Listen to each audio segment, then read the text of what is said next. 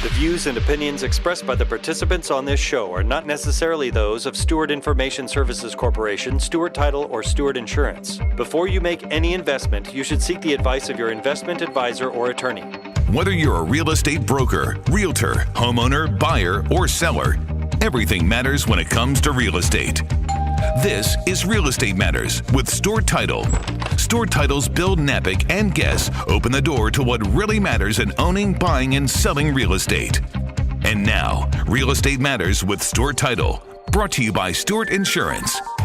Here to inform, entertain, and inspire, Bill Knapik. Welcome to the show. It is Real Estate Matters with Stewart Title. Thank you for joining us. I'm your host, Bill Knapik. Here we are on show number 571, always talking about real estate, all the things that relate to real estate, and sometimes so much more. So once again, thanks for joining us here on Real Estate Matters with Stewart Title. You know, if you want to see this show on the YouTube channel, it's easy. Simply go to stewart.com/radio. That's stewart.com/radio. In addition, you can access past shows right there at the website. And right now, let's talk to Jim Polomsky. His company is Red Door Realty. Jim, welcome to the show. Thank you so much. Glad to be here. Well, Jim, it's great to see you. First of all, the company is Red Door. Let's tell people about the company. Absolutely. The company's been around for a number of years. I actually don't own the company. I am an agent that runs a team underneath that brokerage. I've been there for the last 11 years and run a team of 18 agents. 18 agents. So give us an idea as far as the marketplace right now and geographically where you and the team are doing most of the work at this point. Absolutely. Most of our work is on the northeast side of Houston and on the north side of Houston. We do service the entire city of Houston, and the market has been a little bit slow. How I measure my success within a slow market is the accumulation of buyers and sellers that I work with. And at the moment, I'm working with about 4 times more than I normally would because people are hesitant to jump in with the interest rates being higher. And I'm getting more listings that are having more days on the market. So I'm currently somewhere around almost 7 million in inventory that's just kind of floating. So I would think one of the good things is if I'm a buyer and let's say I'm going to go up to the Kingwood, the Northeast area, I might have more choices than I would have a few years ago. Absolutely. It's the buyers are not only having more choices, but the days on market is giving them more flexibility with the price, so more negotiation room because sellers, the longer they're on the market, the more they want to sell. And of course, as far as the team goes and yourself as you're working there, the company is up in the Northeast, and those listening outside of Houston, that's pretty much north of the city, maybe 45 minutes without traffic or so. But as far as the team geographically, where else does the team go? Oh, all over the place. I mean, I sell in Katy, Pasadena, Sugar Land, basically anywhere my clients want to. And that kind of is part of how I get my clients is my clients are my friends and referrals that I get from my friends.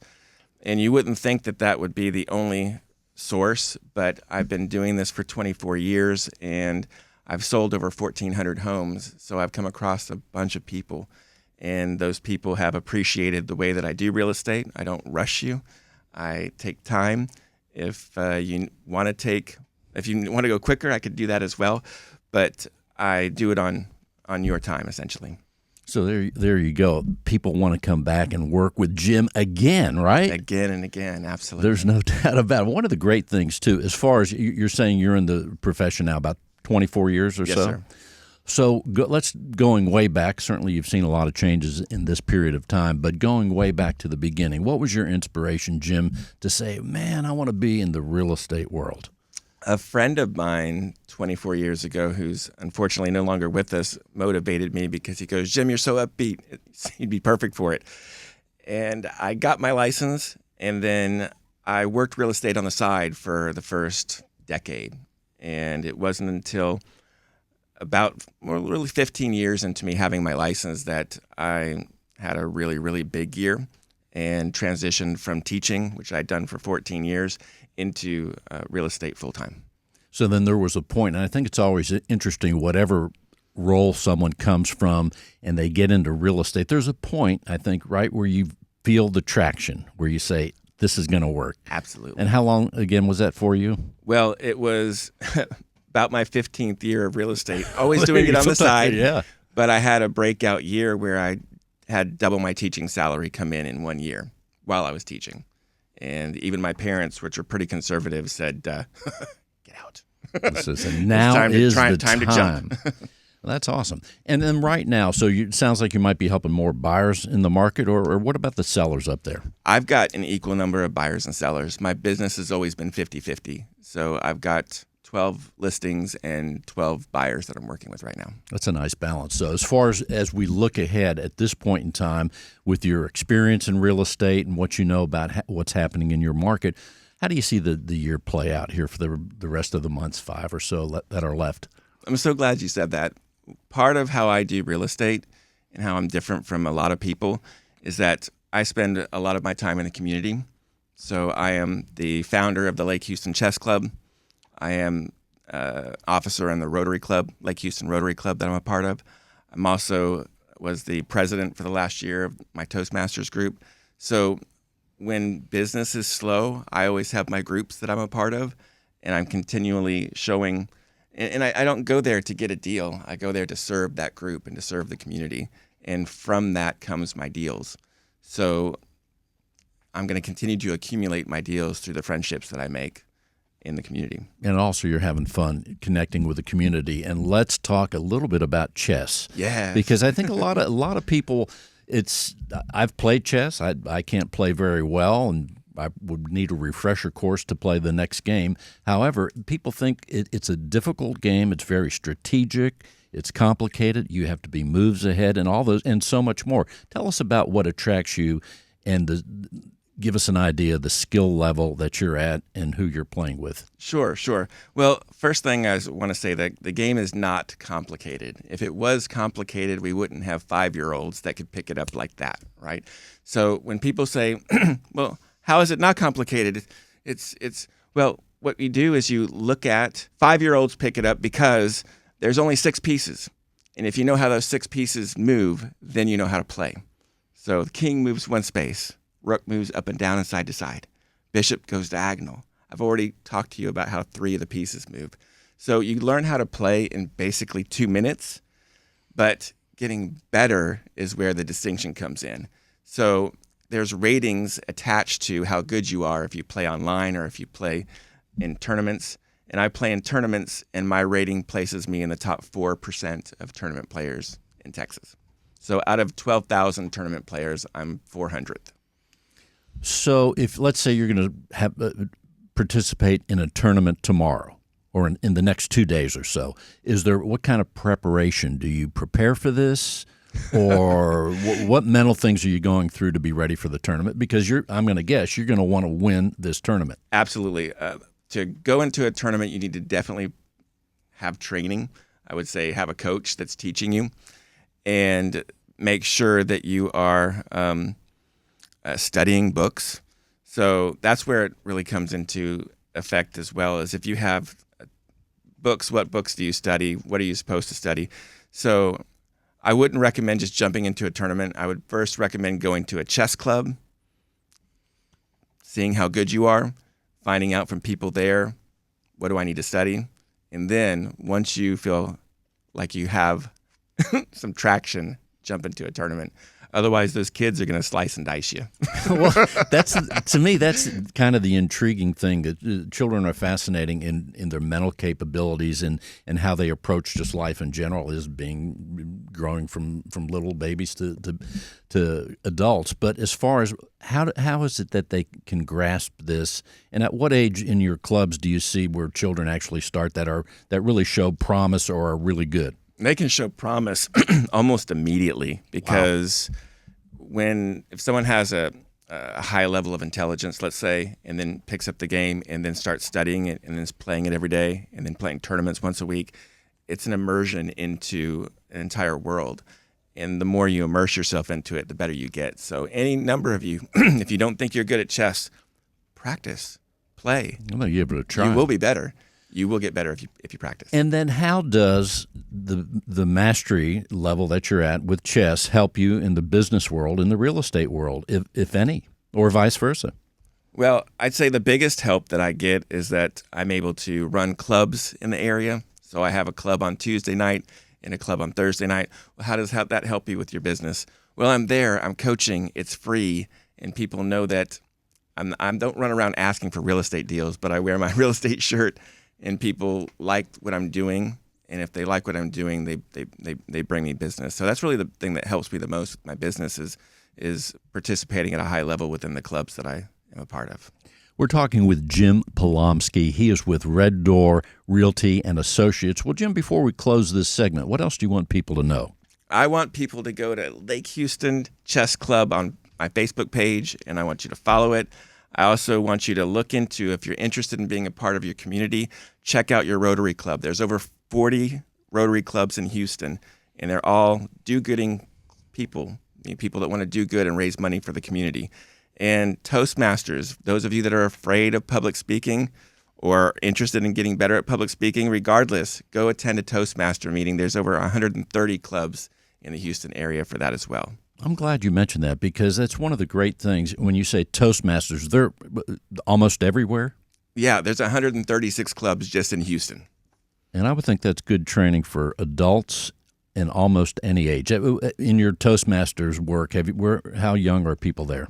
At least be 18. Yeah, the organization caters to basically adults in improving their public speaking. That sounds good. Now, if someone wants help buying or selling real estate, you're there for them there as well? 100%. Yeah, please. Jim, let's tell people how they can reach you. 713-459-0220 is the best way, text or call. 713-459-0220. Jim, thanks for being with us. Thank you for having me. As we continue, let's talk to Sissy and Chris Larkin. They are with Aggieland against ALS. Hey guys, welcome to the show. Hi. How are you? Well, it's good to see you. First of all, Aggieland against ALS. Let's tell people what that is. Well, Chris and I are both in the real estate or mortgage industry. We work for Plaza Home Mortgage, and Chris was diagnosed with ALS in 2022. ALS doesn't have as much awareness as other diseases. So he played football at A&M, and I had been to an ALS conference, and I thought, let's raise money because you need awareness and funds. Because at the conference I had just gone to, one of the researchers, I said, I need for you to cure ALS now. What is it going to take? And he said, at least $1 billion for all the trials and everything. And the pharmaceutical companies, they don't want to invest in this because there's not as many people as, say, cancer or dementia for your ROI.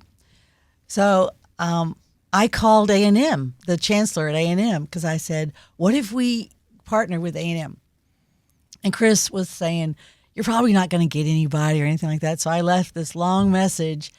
And the next day, his assistant called me back and said, we'd love for you to do your fundraiser at Aggie Park and have us join in and be a part of it. So in December, it started rolling. And then he got interested in helping because it was rolling.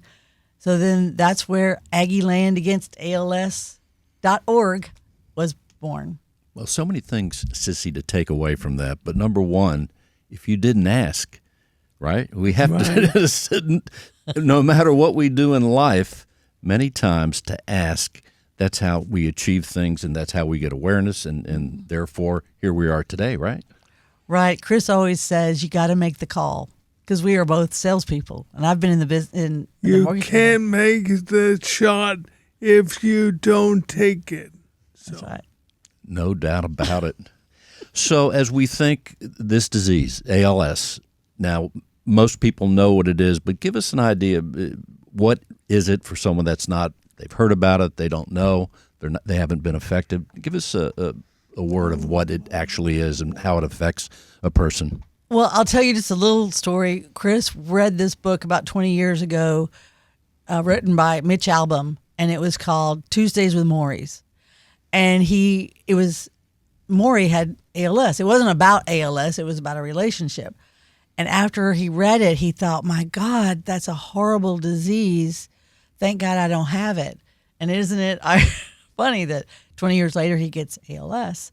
Well, ALS is a motor neuron degenerative disease that there's no cure, there's no remedy. It is always fatal. Your motor neurons are not they're not talking. Your brain is talking to your motor neurons, but the motor neurons is not talking to your muscles anymore. So as they pull away, all of your muscles deteriorate and die.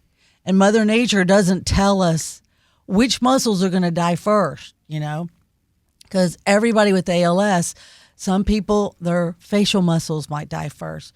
Chris he started noticing his left side was going, your legs. And so you can no longer speak, eat, walk, talk. And ultimately, since your diaphragm is a muscle, then you can no longer breathe. So there is no cure. There's no remedy.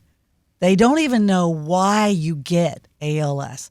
They don't know who's going to get ALS. Now, 10% of ALS cases are actually a gene. So 10% is hereditary. And they've actually had a little more success figuring out, since it's a gene, some kind of remedies for that. But then 90%, there is no remedy. There's no cure. They don't know why you get it. Now, I can tell you, which they don't know why this is either, veterans, and it doesn't matter what branch of the military you're in, veterans are 2 to 10 times more likely to have ALS than the general public. And the data is so clear that finally the Veterans Administration has actually recognized that ALS is a problem for veterans. And the 10% more than the general public is, I believe, the Air Force. The Air Force. So, but there's we don't know why. I always say, with all the other diseases, cancer, Parkinson's, Alzheimer's, there is an idea of what causes these things. And there's so much awareness and there's so much money put into some cure. I feel like ALS is the black hole of diseases because you have no idea why. There's still no cure. And it doesn't get that much awareness because it's considered a rare disease. But every 90 minutes, someone dies of ALS. And every 90 minutes, someone is diagnosed with ALS.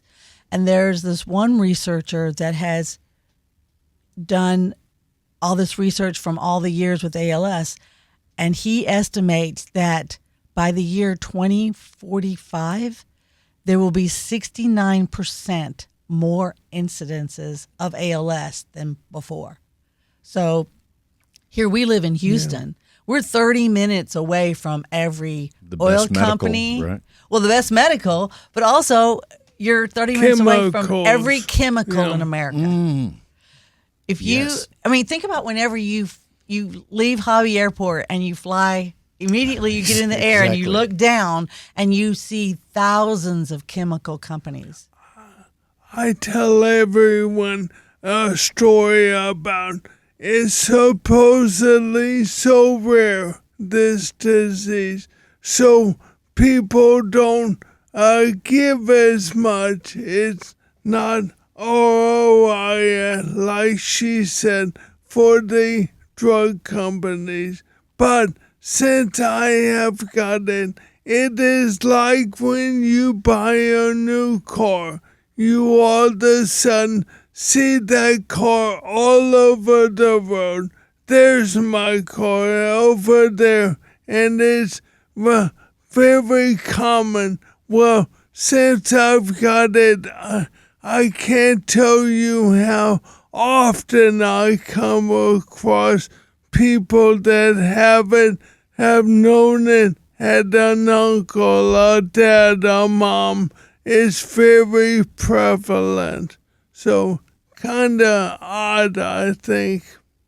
And since we know we'll see more incidences of ALS in the future, and the other thing is the United States has more ALS than the rest of the world. And think about it, we allow more chemicals in our food and in our lives than other. Europe doesn't allow a lot of the chemicals in the food that we do. So perhaps, I mean, it's a motor neuron, and it's coming signals from your brain. So perhaps it is chemicals that just told the brain to switch off. As you mentioned some of these things, Sissy, is it affect men more than women or women more than men? Is there any rhyme or reason to that? Well, 60%, it's a 60-40. 60% men, 40% It women. is changing, though. More women are getting it now. So it's leveling out. And men usually, and it's kind of odd too, it's white men between 40 and 60. That's where the most cases are. But we've, the ALS Association, in last year when I went to their first ever conference in Dallas, we met some young people. Met this one girl named Brooke. She's in her 30s and she has ALS, but she's on social media and she's trying to bring awareness. And it is very sad when you see a young person. So, generally speaking, your mission is to bring awareness, which we're doing a little bit of that here today. Yes, but also, there's thank a fundraiser coming up we want to tell people about because people will hear this and they'll want to help. Well, AggieLandAgainstALS.org. We are raising money and awareness. We're raising money for the ALS Association, which is a 4-star charity organization. Which that means it's if you get 4 stars in a charity, you're the best. We're raising that because they do a whole lot of research, they do care, they do awareness. We legislation. On the advocacy committee for legislation. And this year they had been trying for years to get a bill passed to help ALS patients, because when you have ALS, it could be $250,000 a year for your care, and you can no longer work anymore. And if you don't have, like I'm Chris's spouse, so I can take care of him, but many people don't have anyone. So money, it's called the bankruptcy disease because it costs so much for your care. Because think about it, you can no longer walk or talk or eat. And we did advocacy. We've been trying to pass this bill in Texas, 17 other states. It's called a Medigap bill. So they asked us to help. We started advocating at the Texas legislature in January. And so Chris and I went to testify. The House had an insurance committee meeting. So we were going to testify. And we thought this is a simple bill. Everybody should want to vote for it. But we didn't realize the insurance companies, I mean, y'all are insurance, but the insurance companies did not want this bill to pass. So whenever we went before the House committee, yeah, you have to testify. And you get 2 minutes to testify. Well, Chris had his 2 minutes of speech and he was testifying. So he comes up to testify. The 2 minutes is a clock that's ticking in your face. And he started to talk about Tuesdays with Maurice. Well, one of the bad things about ALS, too, is you lose your ability to control your emotions. So Chris has what they call pseudobulbar, which It wasn't pretty. No. So Not he tried to get his speech out, but he started getting emotional, and he started to cry. And then all of the people on the committee started to cry. And then everybody in the room started to cry. And so it became so emotional, this poor grown man who was embarrassed that he's crying. But it got our point across. It worked. And so ultimately from there, everybody was on board with the bill. And in the end, Representative Jay Dean from the Tyler area, he was the one who really pushed this bill through, and ultimately they named it the Chris Larkin ALS Act. So Chris has a bill named after him, but it's to help patients with ALS get lower premiums with their. Yeah. Because think about it, under ALS, 65. But ALS patients, when you're diagnosed, most ALS patients die between 2 and 5 years of being diagnosed. So you don't have long. And there's no way to prevent it that we know. No way to prevent it. We don't know why. We actually had another person in the mortgage business, Greg Burkett, 2 years ago, died of ALS. We're talking with Chris and Sissy Larkin. The organization is Aggieland Against ALS. And going back, there's a fundraiser coming up. Is that correct? Fundraiser. So there's two things we want to make sure people know about: how they can help at any time of the year, right? Mm-hmm. And, of course, about this fundraiser, if you would tell us that. November 1, Aggie Park. And we're partnering. We're doing this with – we know how Chris played football at A&M, and Aggies have spirit, and they help each other. So we thought, great. It's for everybody, but it's a 1-mile walk, a 5K run, and we're trying to do the largest ice bucket challenge with 500 people, and we want you to donate to get a spot on it. The Aggie band leader, Russell Tillman, is helping us. Tipton is helping us, and then also the Lieutenant Colonel Rob Washington, who's head of the Corps Cadets on Simpson Drill Field. We're going to arrange it, and then the communication department, Mike Riley, is going to film it. Fundraising is going on now, though. Yes, we want you to get a team, join the walk, and we need sponsors. Currently, we have platinum, $50,000 sponsor, gold, $25,000 sponsor, silver, $10,000 sponsor, and our company, Plaza Home Mortgage, they were the first to sponsor, do the $10,000 sponsor. Plus, the owners have asked the employees of Plaza, if they donate, the owners are going to match. And then now, NOW Vitamins, they just did a $50,000 sponsor. Now is a national vitamin company. So then the website, Sissy, where this information is for people to reference, let's tell them the website again in case they want to donate, they want to be a sponsor. Give us that information. Or they can join the walk and the run. Okay. Aggieland Against ALS.org. Aggieland Against ALS.org. Or they could call me or Chris. My phone number is 847-707-8877. 847-707-8877. Sissy Larkin. Thank you, guys. Once again, Sissy, the website is? Aggieland Against ALS.org. They're right up on the camera. There it is. Aggieland Against ALS.org. Thank you so much, Sissy and Chris. Thank you. As we continue, Mike Snyder is with us again. He leads our Northern Division here in Houston, our sales team, our business development people in a tremendous way. Welcome back, Mike. Bill, I'm excited to be back. Well, Thanks you were here just last week. I was. I was here, and then we had a guest I was going to meet in the lobby, and she said, "Hey, I wrote down the wrong day." And then here we are. Can't wait to have her back, but I'm glad to be in the seat again. Well, one of the things that we get feedback all the time, Mike, in terms of sales. People listen to the show for real estate sales, but I'm hearing too that people in other professions are taking some of the sales tips that realtors provide and they bring forth so that people listen to us to learn a little bit more and deepen their mastery in sales. And you and I study this topic for years. So one of the things, starting out with sales, no matter if it's real estate, but certainly title reps and real estate, what are some of the components when we think about a sales representative? What are some of the, in your mind, the key components? Yeah, sure. So a sales job, or when people think sales, it can be all sorts of things. And sometimes my job is just to manage the business that's coming in and take care of the clients and making sure they're getting everything they need. Sometimes it's more of a customer service driven one.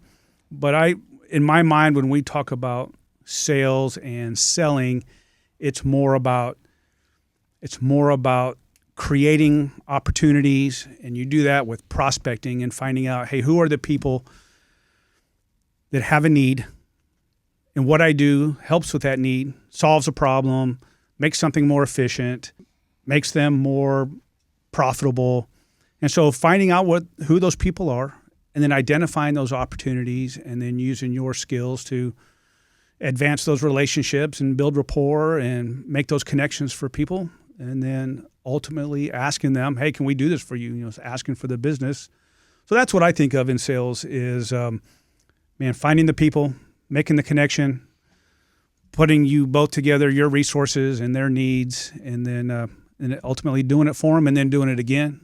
And again. And let's build a business. Right. In fact, and that's one of the simple things. I see it sometimes, and even myself, I've fallen prey to this, where you build a relationship and you do all these things, but sometimes you forget to ask for the order, ask for the business, or ask for that you're there to help them, and that happens every now and then.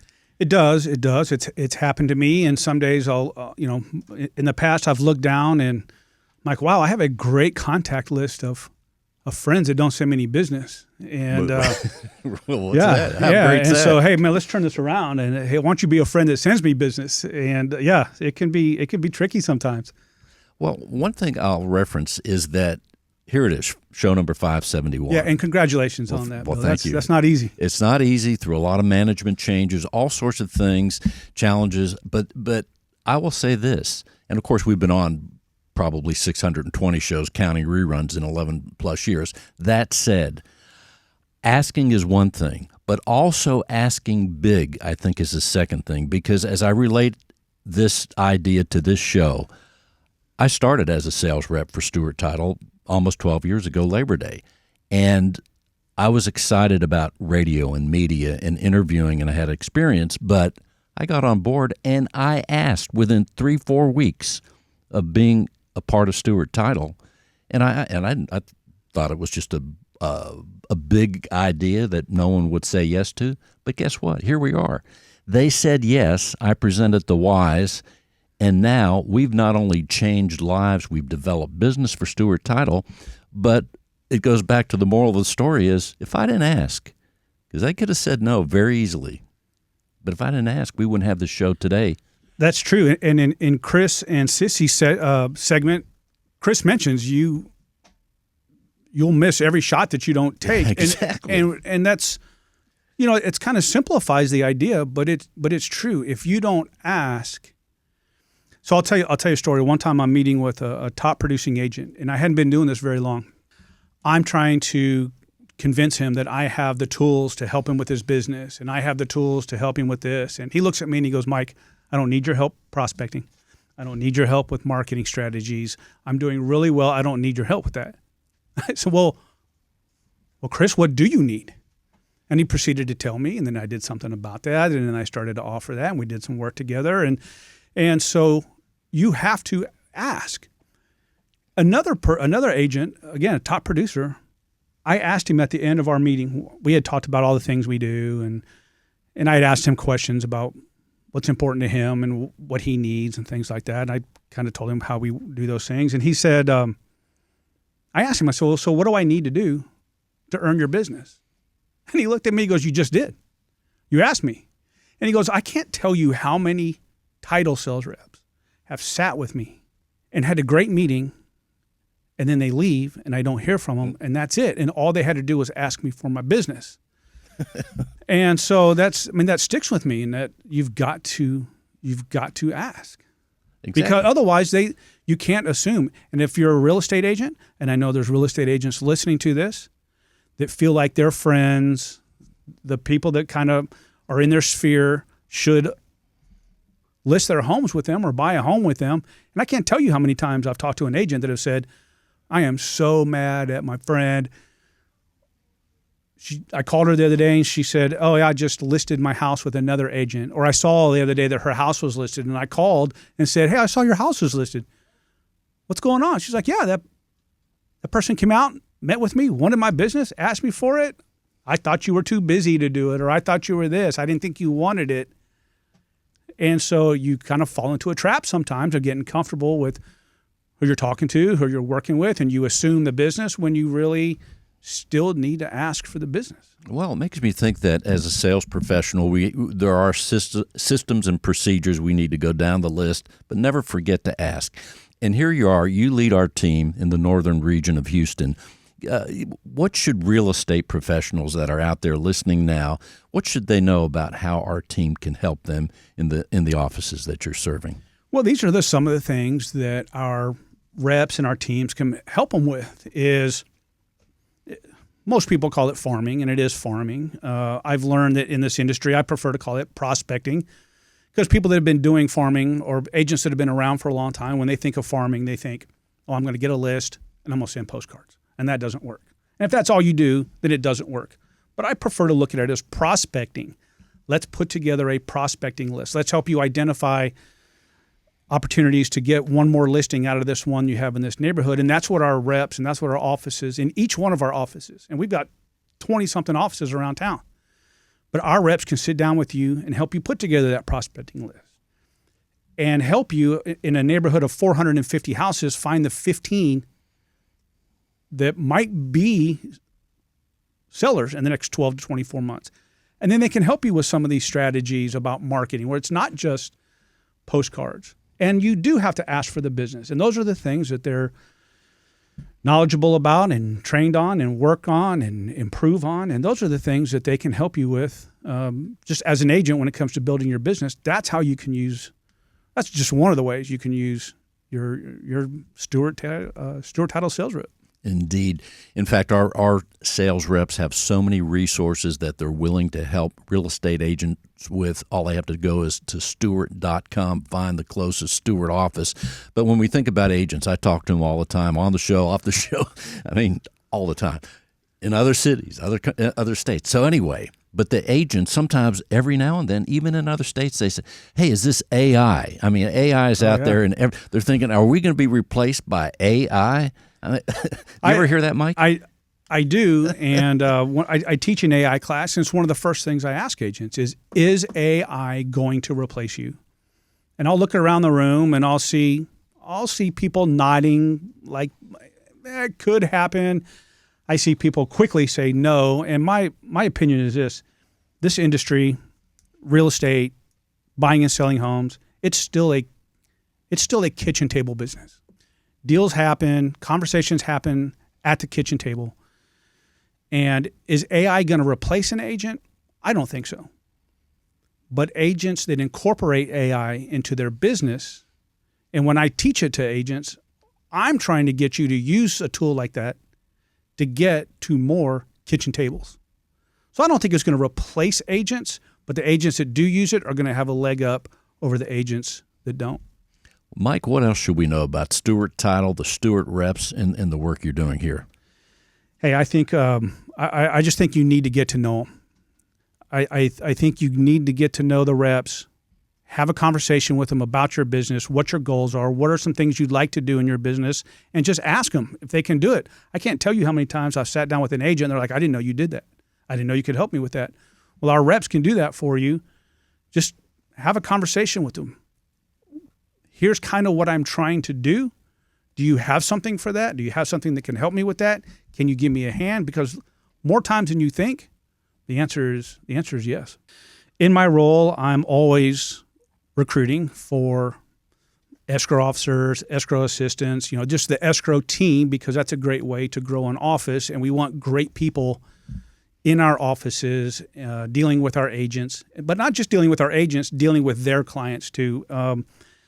I am the sales manager for several of our offices, so obviously I'm looking for sales people, and currently I am looking for somebody in a sales role, and I would love to speak with people. You don't necessarily have to have title experience; would like some sales experience, but we can teach you the title side. And I'm looking to hire somebody to cover our offices on the west side, Katy, Fulshire, to take care of that.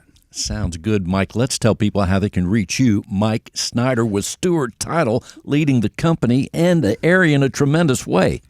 You can reach me at 713-261-0472. Again, that's 713-261-0472.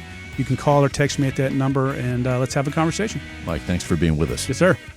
Real Estate Matters with Stewart Title would not be possible without our partner, Stewart Insurance. With a focus in real estate and a special focus on real estate brokers, Stewart Insurance creates insurance plans to address the risks facing our industry today. They invest a significant amount of time helping real estate broker owners offset and manage their risks. Here he is, John Bramlett with Stewart Insurance and the president of the Houston Mortgage Bankers Association. John, welcome to the show. Thank you, Bill. I appreciate it.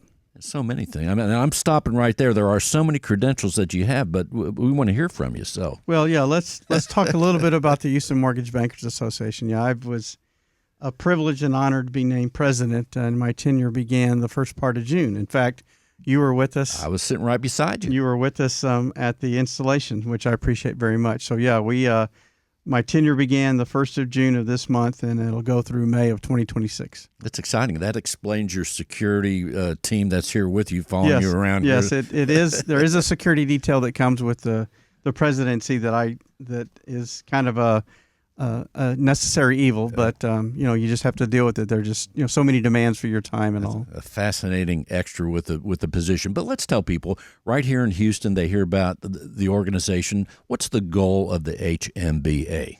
Well, one of the things that we worked on in the last half a year was an idea of there were a lot of things within our bylaws about what we wanted to accomplish, but we wanted really to establish a mission that would be the baseline for everything that we did. So at the installation in June, we launched the mission for the Houston Mortgage Bankers Association, and that's empowering the broader mortgage community through meaningful connections, education, and value-driven solutions. So that's our basis for what we want to do. So from a connection perspective, there's got to be collaboration. What is important to our members? Everything that we do and that we need to do, and it's something that we're emphasizing significantly this year, is everything that we do, is there value for our membership? Whether it be a luncheon or another event or an education or some information that we share, is it of value to our members? And then from an empowering perspective, we want to make sure that we're investing in our member success. Again, going back to that providing value, we're investing in the industry's success.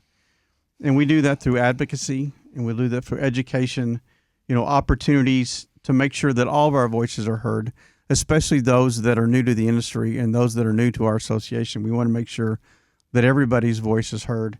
And then a growth perspective, yes, production volume is important. We want to make sure that we're doing business with each other so that we can help grow our each individual companies and our each individual portfolios. But we also want growth in knowledge. We want growth in confidence. We want growth in resilience. And then just from a personal and professional aspect, we want our members to grow. So that's really kind of the driver that we have, and it's based off of that mission that we launched in June. How many members are there, John? We have 182 right now in the Houston chapter. We're the largest MBA chapter in the state of Texas.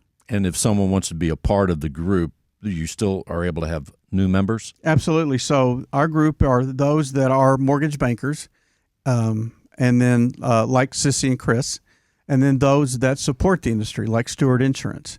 So those are the membership. So, for example, on our board, we rotate. We have a ladder of to get to the presidency, but we'll rotate those that are in the mortgage banking industry and those that support. So the gentleman that's coming after me is in the mortgage banking business, Spiro with Prosperity Bank. So he'll follow me. So we rotate that way. But we have currently 182 members in the greater Houston area. And John, as the president of the organization, what is your role that you're providing? Well, like any leader, part of it is to kind of get out of the way. Let me remove obstacles from our team. We have a really strong board. We've got 22 board members that are made up the 4 executive members. So the president, vice president, secretary, and treasurer. We got 15 directors, and then we have 3 past presidents. And we've really been blessed since I've been on the board that it's a really strong and working board. So that my job is to make sure that, one, we have this mission set and the direction set, and then just continually remind the board members and our committees of what we're trying to accomplish, and making sure that we're including everybody involved. As I said, we have a really strong board, and we're pushing committees pretty strong this year. So we've got a speaker committee, sponsorship, membership, finance, the Happy Hour Holiday Committee, Oktoberfest, and the Golf Tournament Committee. The committees that are the most successful are those that incorporate members of the association beyond just the board, because that's the way it gets people involved. And if you're involved and you have some stake in the association, then you're going to support it and you're going to stick with it long term, and potentially you could become a board member. So, I'm stressing very hard for our group that we take a look at that going forward. The other thing that we're going to take a look at is next year is going to be our 90th anniversary. So we've already started the conversation about what do we want to do for that 90th anniversary. And then there are key things that we have throughout the year that we need to make sure that are successful. So we want to make sure that our luncheons are valuable for our members. So we want to make sure we have the right types of speakers. We have several happy hours throughout the year. Make sure that those are valuable. Our holiday party is a great fundraiser that we do, making sure that that's well attended. Our golf tournament is a great fundraiser that we have. Make sure that's well attended. And then Oktoberfest that's coming up. Again, make sure that those are well attended. So we're not only raising money for the association, providing value for our members, but in certain of those events, supporting the community. So many elements to this, John. As far as now, first of all, before you became the president of the Houston Mortgage Bankers Association, you were already really doing a lot of other stuff. Give us an idea so that we can learn as far as being able to do so many things. Stewart Insurance, you're doing a tremendous job. You're here on the radio. You're doing CE classes. How have you been able to fit this, and what are some of the principles you use to be able to get so many things done and to be a part in a fantastic way of all these organizations? Well, I think part of it is that we do want to give back, and you can support your community through, time, talent, and treasure. There's a gentleman named Ron Willingham that wrote a book called Integrity Selling in the 21st Century. It's on my shelf, that I know yeah. that you've read. And when I'm certified to facilitate their sales process, and when I met him, he to me had the greatest definition of sales. And it's building relationships, meeting needs, and providing value. So if you take that and you put it into every aspect of your life, it's going to be more fulfilling. What I need to make sure that I'm doing is whatever I'm doing to support the community or the industry, ultimately then will come back and support Stewart Insurance. So our leader, Tom Carpentier, always talks about the fact that you've got to give to get, that we want to provide value first in order to receive an opportunity later. But I need to make sure that the activities that I'm doing are providing value, and that we can provide value for those associations, those organizations, for the industry.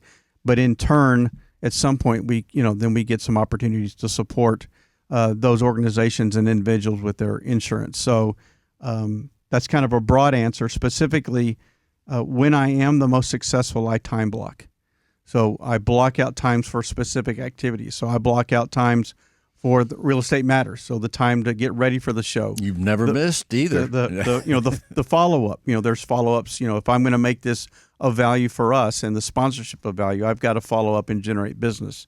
So the follow up, I make time for my new business efforts. I've got some administrative responsibilities I've got to block out time for, and then I block out time for the Houston Mortgage Bankers Association. So I know that at this period, for these couple of hours, I'm going to work on nothing but HMBA. People right now are probably wondering what the website is for HMBA. Houston-MBA.org. Houston-MBA.org. And would they be able to see all the events that you mentioned and how to join and some other components? Absolutely. They can join. There's an update on the events. In fact, we've got 4 coming up that are worthwhile. On July the 30th at 5:30 to 7:30 out at Kirby Ice House on Gessner, we're having a summer happy hour. On August the 28th from 5:30 to 7:30, again at the Kirby Ice House, we're going to have a member appreciation happy hour. In September the 10th, there'll be our normal monthly luncheon, so it'll be the first luncheon of the fall, and that's at the Junior League, and we'll have an update on the speaker on the website. And then our annual Oktoberfest, which is big fun. And I've been fortunate enough to be on that committee for several years. That takes place on October the 16th at Tejas Brewery. So many great things. Well, if you'd like to be part of the Houston Mortgage Bankers Association, we would love to have you a part of it and be part of one of those committees. You can visit houston-mba.org to find out more, or just reach out to me. Shoot me an email at john.bramblett, BRAMBLETT @stewart.com, or just call me at Stewart, 866-798-2827, and I'll help you become a member of the organization. And the phone number for Stewart Insurance, people always want to hear that. 866-798-2827. 866-798-2827. John, thanks for being with us. Bill, I appreciate it. Thank you so much. And congratulations, Mr. President. Thank you, sir. And he is back with us, Jim Polomsky. He is with the Polomsky team and Red Door Realty and Associates. Jim, welcome back. Thank you. Well, here you are. As we close the show, Jim, what are some of the other things you want people to know about what you're doing at Red Door and your team? Absolutely. One of the things I want to mention, and I totally forgot to, is I'm volunteering with a group called Girl Chess Power and Beyond. Girl Chess Power and Beyond. And it's a group that helps girls from ages 5 to 18, encouraging them to be confident, independent through playing chess, volunteering, and acquiring knowledge. And I am volunteering for that group as an English teacher to do public speaking classes for the girls. So if you have a girl that's in that age group and you're interested in being a part of that, just let me know. Give me a call. Well, now that you mention it, as far as that goes, when I think of, again, I'm thinking of chess now as we're talking about this. I'm thinking of these chess masters. Was it Gary Kasparov? And who's like one of the greatest? Magnus Carlsen. Yeah, Magnus Carlsen is the best in the world right now. That's amazing. So he is the reigning guy. He's been the GOAT for like 15 years. So wonder how he does it. One of the things that chess masters at that level are gauged by is how long they stay on top. So Gary Kasparov stayed on top for a decade. Bobby Fischer was on top for about 5 years. So yeah, it's being at that level and being the best in the world is.